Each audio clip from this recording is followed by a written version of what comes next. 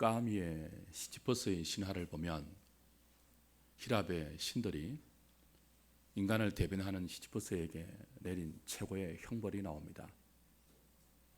그 형벌이 무엇인가 하면 큰 바위돌을 꼭대기까지 힘겹게 올리는 거예요. 근데 올리면 어떻게 되죠? 다시 떨어져요. 그래서 떨어져 버린 바위돌을 다시 힘들게 정상까지 올리죠. 또 어떻게 되죠? 또 떨어져요. 또 힘들게 올리면 떨어지고 다시 힘을 내어서 끙끙거리면서 정상까지 올려놓으면 다시 떨어지는 것이 반복되는데 끝없이 반복됩니다. 한번 생각을 해보십시오. 힘이 들어도 그 힘듦이 어떤 의미를 창출한다면 힘든 것을 이길 수 있겠죠. 그 힘듦의 끝이 의미로 귀결된다면 그 힘든 것이 뭐 대수이겠습니까? 근데 힘들게 올라갔는데 올라가자마자 떨어지는 거예요. 끝없이 반복이에요. 그 힘든 것이 무슨 의미가 있겠습니까? 결국 히랍의 신들이 인간을 대변하는 시지프스에게 내린 최고의 형벌은 의미가 없어지게 하는 것입니다. 삶이 우리의 애씀과 우리의 수고와 우리의 모든 힘들이는 삶의 행적들이 의미가 없어지게 하는 것, 신들이 인간에게 내린 최고의 형벌이라는 거예요. 사랑하는 여러분, 우리 주변을 보면 참 힘들게 사는데 의외로 의미 없이 사는 인생들이 있습니다. 아무 생각 없이 사는 인생들이 있어요, 없어요? 있어요.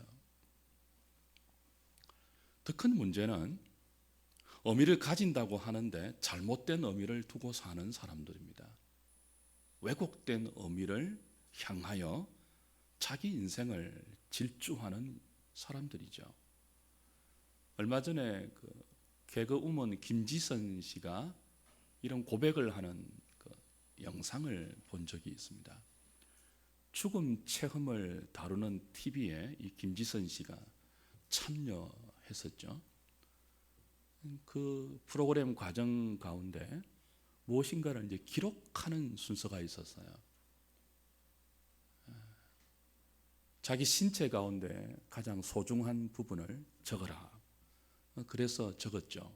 눈, 손, 발 등등 적었어요. 그 다음 또 적으래요. 자기가 가장 소중하게 여기는 보석을 적으래요. 가장 소중하게 여기는 보물을 적으래요. 그래서 애지중지하는 보석을 적고 소중한 가족들의 이름을 적었답니다. 다 적고 나니 또 적으래요. 정말 놓치기 싫은 것들, 당신 인생에서 정말 이것만은 놓치면 안 된다고 생각하는 것들을 적으래요. 그래서 뭐 일, 통장, 뭐 여러 가지 다 적었더래요. 다 적고 나니 호스피스가 와서 이렇게 말을 하는 거죠. 당신이 지금 건강 진단을 받다가 몇 달 살지 못한다는 시한부 선고를 받았다고 생각을 하고 지금 기록한 그 모든 리스트들 가운데 5가지를 지우래요. 5가지를. 그래서 지웠어요. 그 다음 날 되니까 상태가 더 나빠졌다는 거죠. 2가지를 더 지우래요. 그런 식으로 과정이 진행되는 거죠. 그래서 하나씩 지우라고 할 때마다 지워가는데 다른 건 다 지우겠는데 차마 지우지 못하는 것이 있더래요. 무엇이겠습니까? 자기 뭐 팔도 지우고 눈도 지우고 그죠? 뭐 다리도 지우고 다 지워요. 근데 통장도 지우고 일도 지우고 다 지울 수 있겠는데 가족은 못 지우겠더래요. 근데 가족 중에도 누구요? 남편은 지우겠대요. 이 왼수 그러면서 지울 수 있는데 자식은 못 지우겠더래요. 안 지워지더래요. 그게 못 지우겠더래요. 그러면서 이 김지선 씨가 우는 거예요. 내가 왜 열심히 이렇게 방송을 하고 불철주야로 뛰어다니고 사느냐. 가족을 위한 건데, 자식을 위한 건데, 정작 열심히 산다고 하면서 가족을 그리고 자식을 소중히 여기지 않았다는 거죠. 그래서 차마 말을 잇지 못하는 거예요. 울면서. 그러니까 함께 방송에 참여하는 패널들이, 참여하는 사람들이 이 김지선 씨의 눈물 어린 고백을 듣고 다 같이 우는 거죠.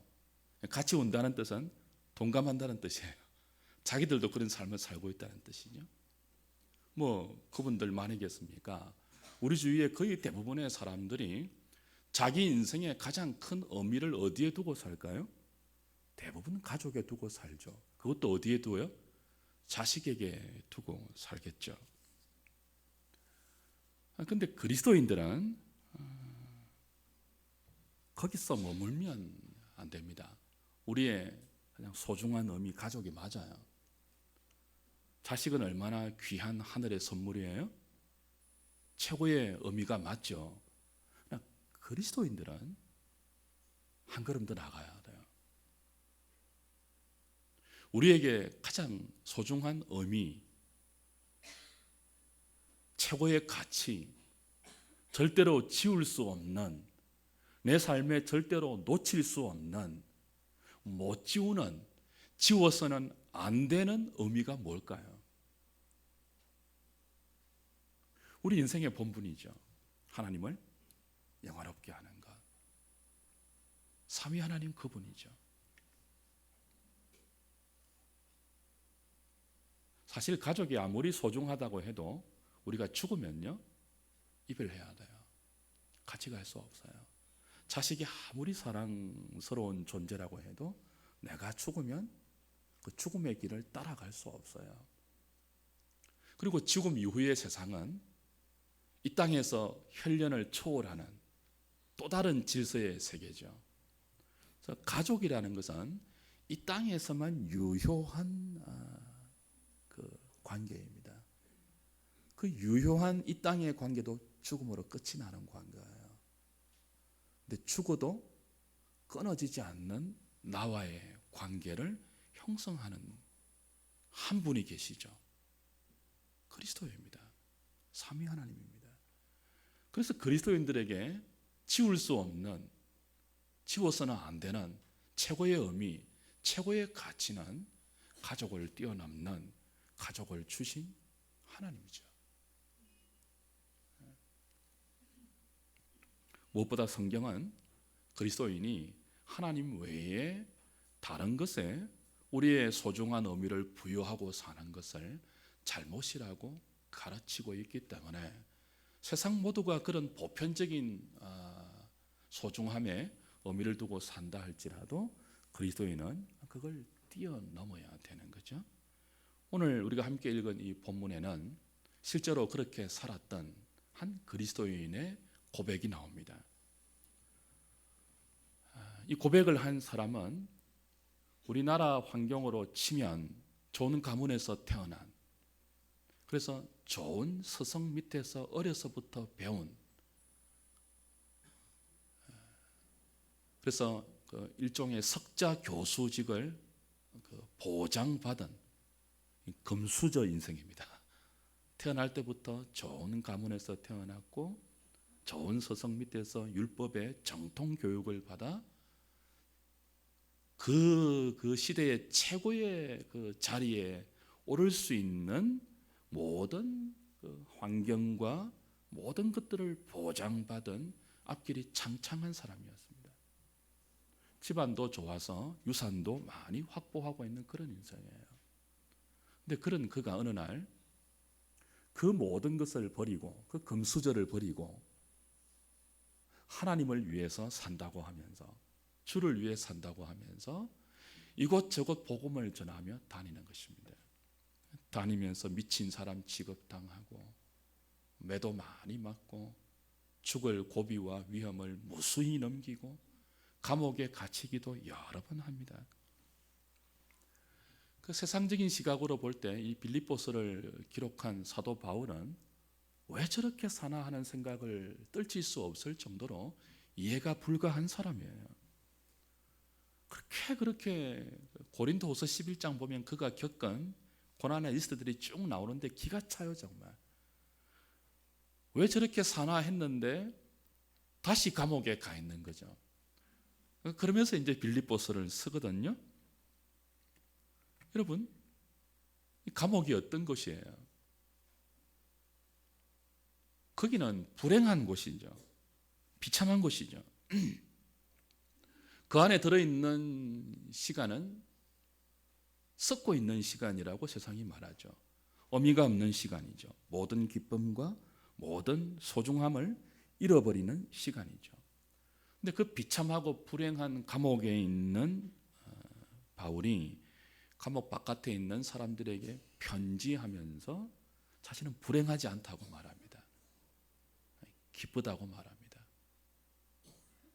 그러면서 당신들도 나처럼 좀 기쁘면 좋겠다 하는 게 빌립보서거든요. 근데 그 비결을 오늘 본문에서 살짝 힌트를 가르쳐줘요. 본문의 자세한 배경과 내용은 앞으로 우리가 빌립보서를 차례차례 함께 공부하면서 그때 자세하게 보도록 하고, 오늘은 좀 전체적으로만 그 분위기만 좀 보려고 해요. 20절, 21절에 왜 감옥 안에 있으면서 사람들은 다 썩고 있다, 비참한 곳이다, 저 인생 끝났다, 저 인생이 왜 저렇게 사나 이해를 하지 못하는 그런 환경에 처해 있지만 나는 기뻐요. 당신들도 나처럼 좀 주 안에서 기쁘면 좋겠어요. 이렇게 말할 수 있는 비결이 뭐냐라고 할 때 20절, 21절이 그 이제 힌트를 가르쳐 주는 것입니다. 같이 한번 다시 읽어볼까요? 20절, 21절 시작. 나의 간절한 기대와 소망을 따라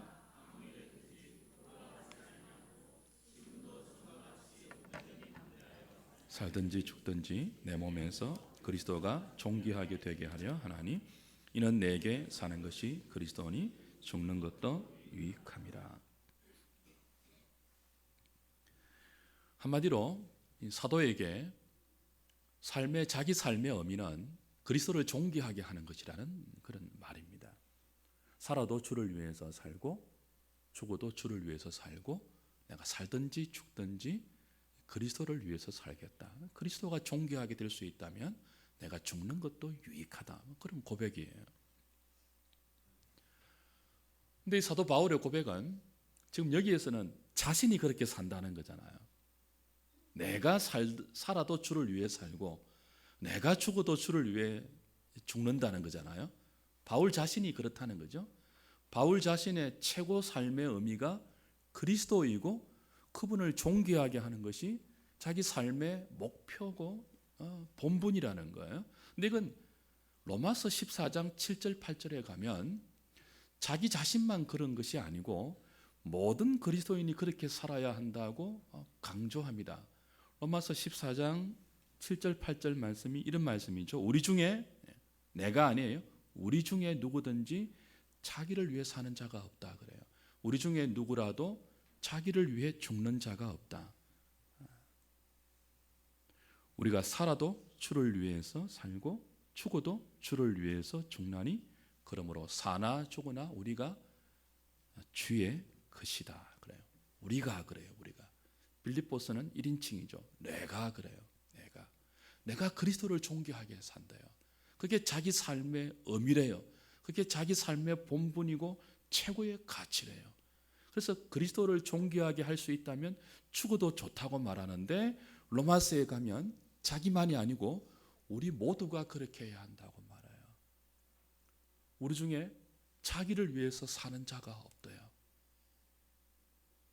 우리가 다 주의 것이래요. 우리의. 그러니까 모든 그리스도인이 그렇게 살아야 한다는 거예요. 모든 그리스도인이. 어떻게 해요? 오직 그리스도를 존귀하게. 바울 같은 특별한 사람만 은혜 가운데 그렇게 하는 것이 아니고 주의 은혜로 예수 믿게 된 모든 그리스도인, 우리가 다 그렇게 살아야 한대요. 살아도 주를 위해서 죽어도 주를 위해서. 그래서 우리 삶의 최고의 의미도 그리스도고 최고의 가치도 그리스도고 도저히 지울 수 없는 내 삶의 최상의 리스트도 그리스도라는 것입니다. 우리 모두가 그렇게 해야 한다는 거예요.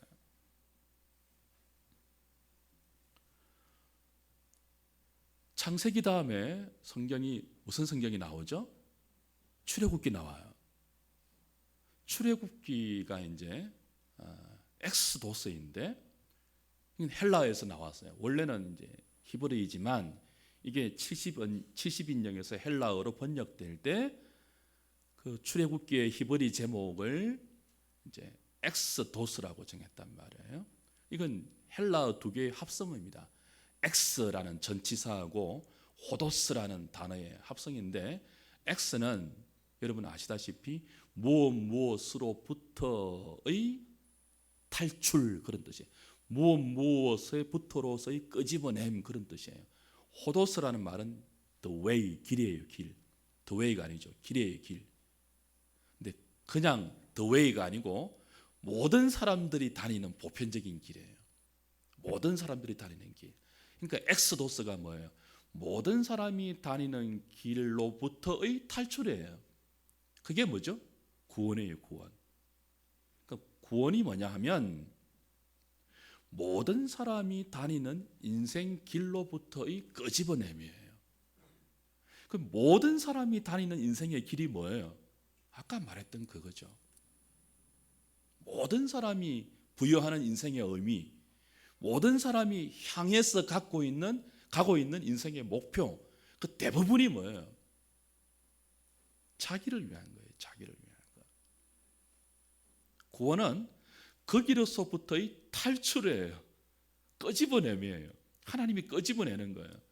그래서 어디로 들려보내는가 하면 자기를 위한 모든 사람이 다니는 자기를 위한 길에서 끄집어내요. 하나님이 새롭게 인도한 길로의 이동이죠. 그 길이 뭐냐 하면 그리스도를 위한 길이에요. 그러니까 구원을 정의하면 자기를 위해서 살던 길에서 끄집어냄을 받아 주를 위해 사는 길로의 이동, 그렇게 정의할 수 있어요. 하나님이 그렇게 하시는 거예요. 이건 바울만 그렇게 하는 것이 아니고 은혜 입은 모든 그리스도인이 그렇게 살아야 한다는 거죠. 그래서 바울이 로마서 14장 7절 8절에서 우리 중에 누구라도 자기를 위해 사는 자가 없다는 거예요. 우리 중에 누구라도 엑스도스 했다면, 구원받았다면 자기를 위해서 죽는 자가 없다는 거예요.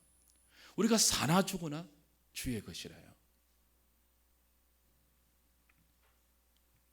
사랑하는 여러분, 그럼에도 불구하고 우리가 사는 이 시대는 너무나 많은 사람들이 교회는 다니는데 여전히 엑소도스가 이루어지지 않는 모습들을 봅니다. 자기를 위한 길에서 탈출을 못한 거죠. 이게 가장 이제 안 좋은 건데요. 교회를 다니는데 자기를 위한 길을 벗어나지를 못하는 거예요. 하나님은 자꾸 끄집어내려고 하거든요. 그래서 어디로 이동시키려고 해요? 주를 위한 길로 이동시키려고 하는데 우리가 단단하게 바리게이트를 치고 안 돼요 하면서 버티는 그 형국들이 너무 많아요. 그래서 뭐가 없는가 하면 자기를 위한 삶의 길에서 벗어나지 않으면요, 기쁨이 없어요. 반면에 하나님의 은혜로 자기를 위한 그 보편적인 의미의 길에서 탈출되어 그리스도를 위한 길로 이동한 바울 보세요.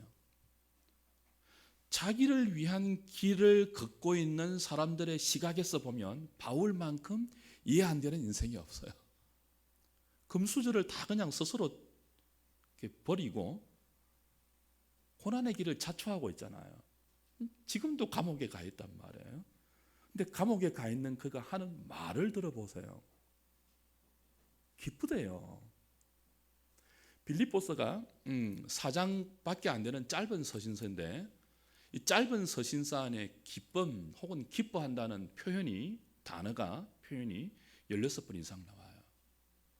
그 얼마나 많이 나오는 거예요. 감옥에 억누를 수 없는 기쁨을 소유하고 있는 사람이 그리스도를 위해서 사는 바울이라는 뜻입니다. 그는 기뻐할 만한 상황이 아니잖아요. 정말 절망할 만한 상황이고 좌절할 만한 상황인데도 기뻐하는 이유는, 기뻐하는 비결은 환경이 아니죠. 바로 인생의 본분의 참된 의미를 회복한 자로서 그 바른 의미의 길을 가고 있기 때문에 하나님이 주시는 기쁨이 있기 때문에 그래요. 그리스도인의 트레이드 마크는 기쁨입니다. joy, 기쁨이에요. 저는 2016년 여러분의 삶의 트레이드 마크가 기쁨이 될 수 있기를 바랍니다. 어떻게 하면 기쁨을 우리 삶의 트레이드 마크로 보이면서 살 수 있을까요? 이동해야 돼요. 엑스도스 해야 돼요. 나를 위한 길에서 그리스도를 존귀하게 하는 길로 의미의 이동, 가치의 이동, 삶의 본분의 이동, 그것이 이루어질 때 기쁨은 내가 획득하는 부산물이 아니고요, 하나님이 내려주는 선물입니다. 기뻐해야지. 좋아, 기뻐하고야 말 거야. 내가 이 기쁨을 얻고 말리라. 그게 아니고요, 뭐예요? 주를 위해 살려고 한 걸음 한 걸음 걷다 보면 나도 모르는 사이에 하늘로부터 기쁨이 나를 이렇게 뭐라고 하죠? 장악한다고요. 어디에 있어도요? 감옥에 있어도요. 바울은 불편한 인간관계 가운데 있습니다. 1장 보면 이제 보실 거예요. 바울이 인간관계가 다 형통한 게 아니에요. 바울이 감옥에 있으니까 을시구나 하고, 바울이 감옥에 있는 틈을 타서 적대자들이, 원수들이 바울을 비방합니다. 굉장히 불편한 인간관계 가운데 있습니다. 그런데도 기쁨이 그를 누르고 있습니다. 그 불편한 환경과 불편한 인간관계와 자기를 힘들게 하는 모든 환경들, 여건들이 하늘에서 부어지는 이 기쁨을 이길 수 없어요. 오히려 하늘에서 허락되는 이 기쁨이 자기의 모든 환경과 관계와 모든 여건들을 역전시키면서 그럼에도 불구하고 기뻐한다고 16번 이상 내가 다시 말하노니 기뻐하노라. 다시 말하노니 기뻐하노라. 그게 이제 빌립보서죠. 주 안에 사랑하는 여러분, 감옥 밖에 있는 수많은 사람들이 기쁘게 살고 싶습니다. 그런데 실상 자기를 위한 이 삶의 의미의 길에서 벗어나지 못하면 실상은 뭐냐 하면 기쁘게 살고 싶지만 사실은 그렇지 않아요. 살자니 괴로워요. 여러분 주변에 있는 수많은 사람들의 고백을 한번 보십시오. 삶의 내용을 한번 보십시오. 살자니 괴로워요. 죽자니요? 두려워요. 살자니 힘들고 죽으려니까 두렵고. 헬조선인가요? 난 왜 이렇게 흙수저야? 부모만 좀 잘 만났어도. 그런 이 땅에 태어나서 막 탈출하고 싶고. 저는 우리 젊은이들의 참 좌절감을 이해합니다. 정말 이해해요. 기도할 때마다 그들을 위해서 기도해요. 2016년 한 해는 우리 젊은이들이 좀 진로가 확 열리고 좀 그들이 웃을 수 있는 여건이 되고 환경이 되면 좋겠습니다. 정말 주께서 좀 그렇게 해주시면 좋겠어요. 근데 그렇지 않다 할지라도 우리는 그 환경을 이겨내야 돼요. 무엇으로요? 기쁨으로 말해요. 기쁨으로. 그 비결이 뭐라고요? 엑스도스 하는 거예요. 의미를 바꾸는 거예요.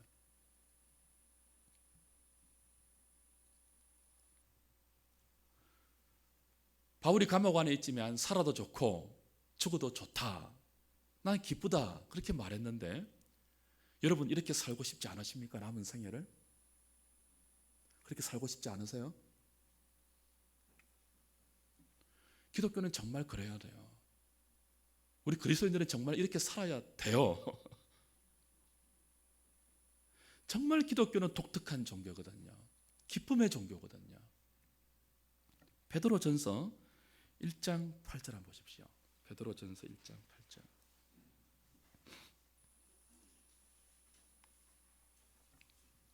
예수 믿는 사람하고 안 믿는 사람하고 가장 큰 차이가 뭐냐라고 말하면 바로 이 기쁨인데, 어느 정도의 기쁨인지 보십시오. 베드로전서 1장 8절 같이 읽을까요? 시작.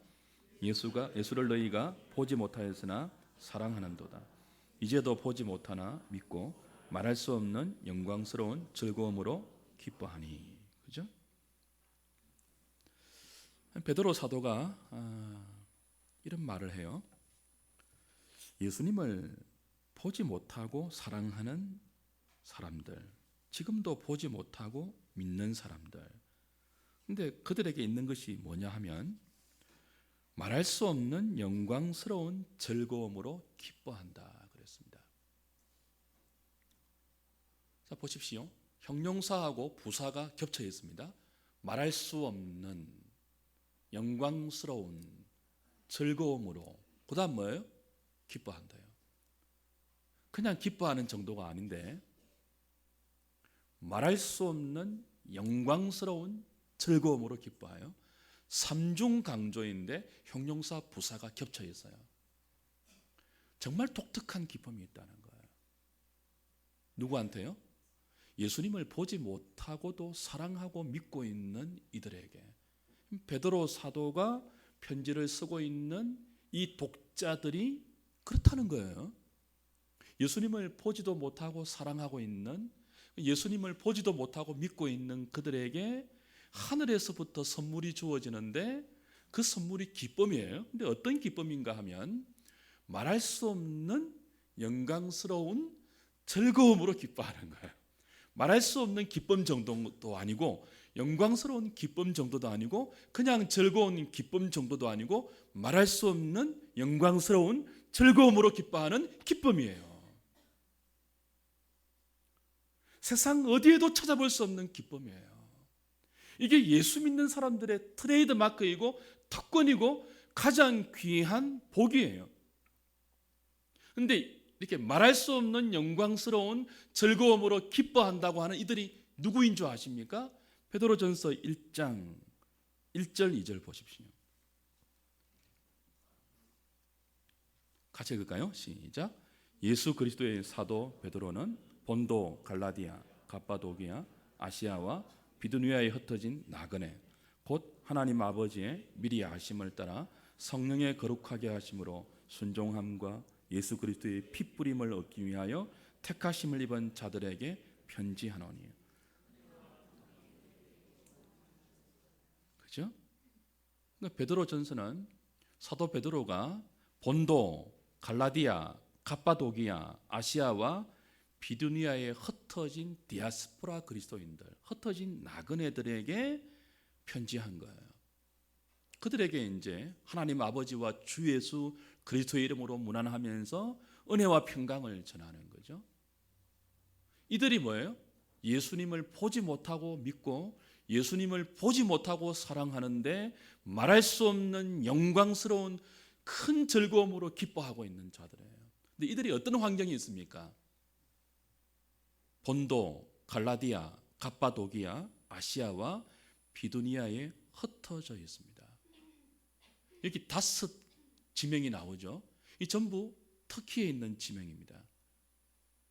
이들은 흩어진 나그네들이에요. 어디서부터요? 로마 제국으로부터. 로마 황제를 신으로 추대하고 그 로마 황제를 키리어서 주라고 고백하는 황제 숭배 정책으로 팍스 로마나의 견고한 세력을 유지하려고 했죠. 그래서 그 제국 아래에 있는 사람들은 로마 황제를 주라고 고백하도록 강요받았습니다. 당시에. 그리스도인들은 그 강요를 굴복합니까? 안 합니까? 안 하죠. 왜요? 그리스도가 우리의 주기 때문에. 로마 황제가 주가 아니고 나를 위해서 십자가에 달려 죽으시고 부활하신 예수 그리스도가, 그 나사렛 예수가 나의 주입니다라고 고백하는 사람들이기 때문에 로마 황제, 그를 주라고 고백을 못하는 거예요.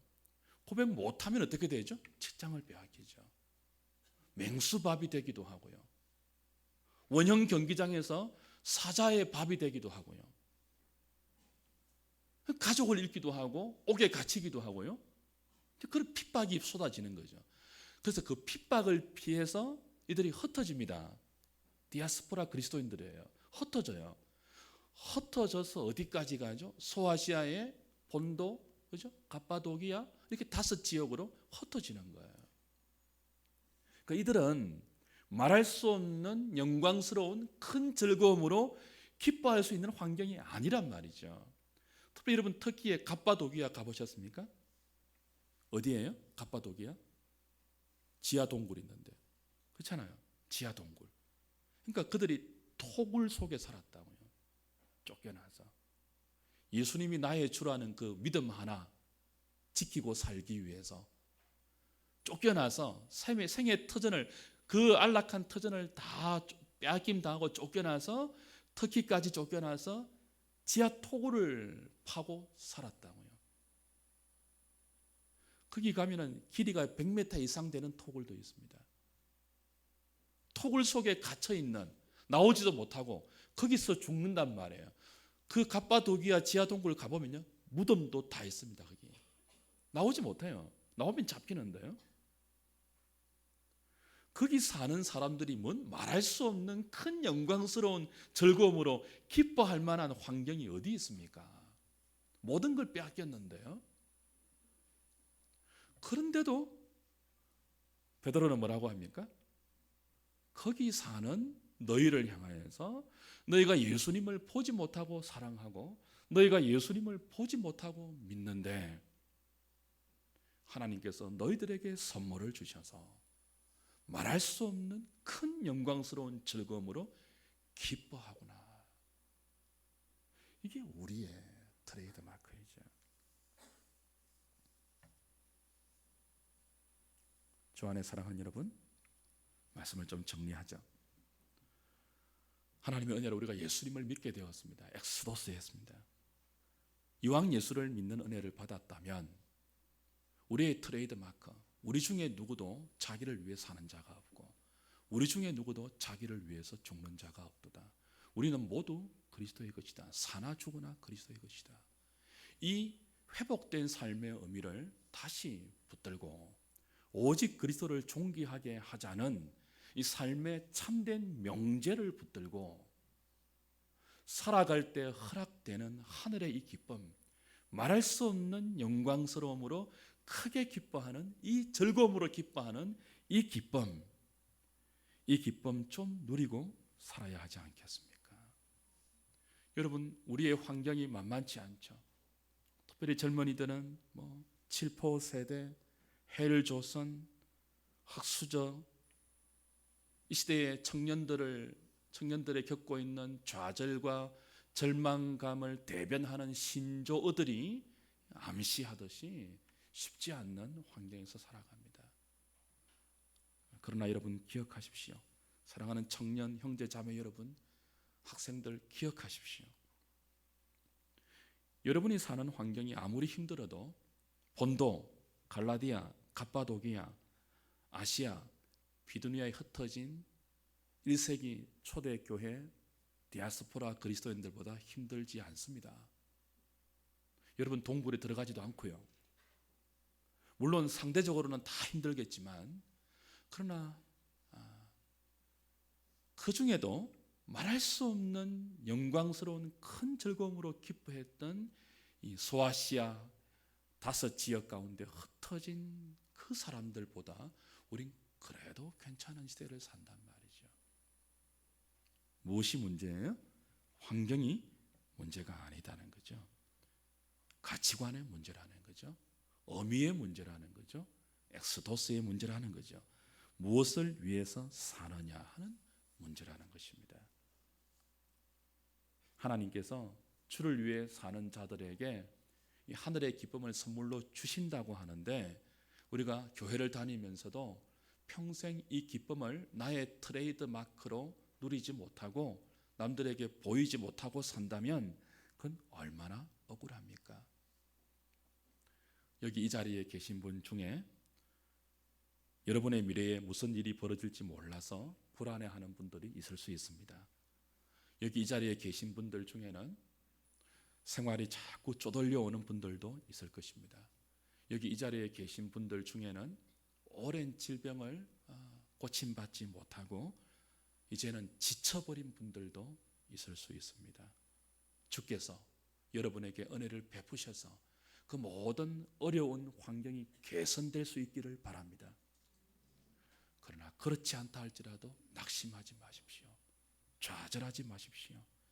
인생이 본디 땅에 발을 딛고 살면 이런 종류의 다양한 어려움에서 완전한 해방은 없습니다. 조금 나아지면 또다시 이런 종류의 고통은 찾아오기 마련입니다. 그 모든 고통에도 불구하고 극복할 수 있는 하나님이 주신 에너지가 있고 힘이 있는데 그게 뭡니까? 기쁨이에요. 저는 이번 한 해 동안 우리 모든 하누리 식구들에게 주를 위해서 사는 자들에게 아낌없이 허락되는 하늘의 기쁨, 감옥에서도 노래할 수 있고 토굴에서도 노래할 수 있고 그리스도 안에 있기 때문에 기쁘다고 노래할 수 있는 이 기쁨, 그 기쁨을 여러분의 선물로 받아서 2016년 여러분이 걸어가는 걸음걸음마다 기쁨의 걸음걸이가 되기를 원합니다. 여러분을 보고 많은 예수 모르는 사람들이 와, 저렇게 사는 인생이 있구나, 여러분에게 물으러 오는 역사가 있기를 바랍니다. 어떻게 하면 당신처럼 살 수 있죠? 여러분이 이 비결을 가르쳐 주세요. 빌립보서에 있는 이 비결, 한 해 동안 빌립보서를 기대하십시오. 제가 연말에 기도원 가서 이 빌립보서를 읽으면서 가슴이 뛰었습니다. 이 기쁨, 하늘이 모든 식구들이 누려야 하는데, 이 기쁨, 이것으로 세상을 이겨야 하는데, 이 기쁨, 이것으로 죄를 이겨야 하는데, 이 기쁨, 이것이 우리의 트레이드 마크가 되어야 하는데, 그리고 이 목표를 정했습니다. 여러분에게 제시합니다. 함께 이 길을 갑시다. 오직 그리스도를 존귀하게 만드는 이 길 말입니다. 우리 한번 같이 따라할까요? 오직 그리스도를 존귀하게